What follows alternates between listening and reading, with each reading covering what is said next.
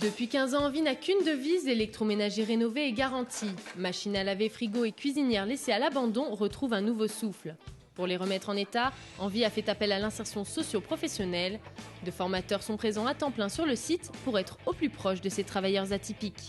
J'ai toujours été une personne qui était prête à donner des connaissances de manière à aider ou de manière à perpétuer un peu ce métier-là.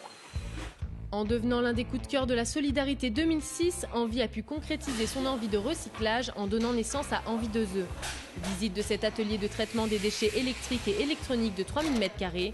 Ici, la couleur est au vert, on dépollue, on démantèle, bref, on recycle près de 4000 tonnes de déchets par an. Le prix de la caisse d'épargne, c'est un complément très important qui nous a permis d'asseoir notre crédibilité vis-à-vis des banquiers pour pouvoir construire et aboutir sur le projet tel que vous avez pu le voir. Cette activité de recyclage des déchets nous a permis aussi de créer quand même 28 emplois sur ce site de Mulhouse. Mais Envie 2E, ce n'est pas seulement le E de l'environnement, c'est aussi le E de l'emploi.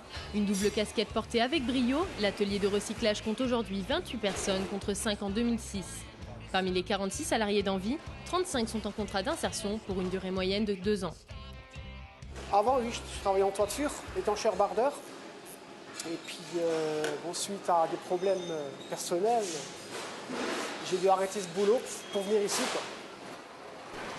Je vais acquérir ici de l'expérience de cariste, donc après je pourrais facilement trouver du travail comme cariste, magasinier cariste, etc.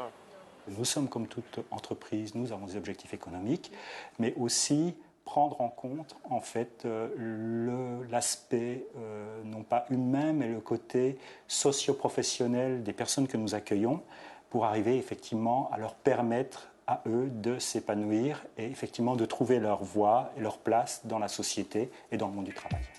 Conducteur de bus en Afrique pendant 5 ans et après 4 ans de galère en France, Cissé fait partie d'Envie et suit une formation pour retrouver son métier et le sourire. Moi, mon travail dans l'association, c'est livraison. J'ai suivi des formations pour puisse passer mon FIMO des bus parce que je souhaitais bien répandre mon travail comme il faut. Toujours conducteur de bus, c'est mon souhait.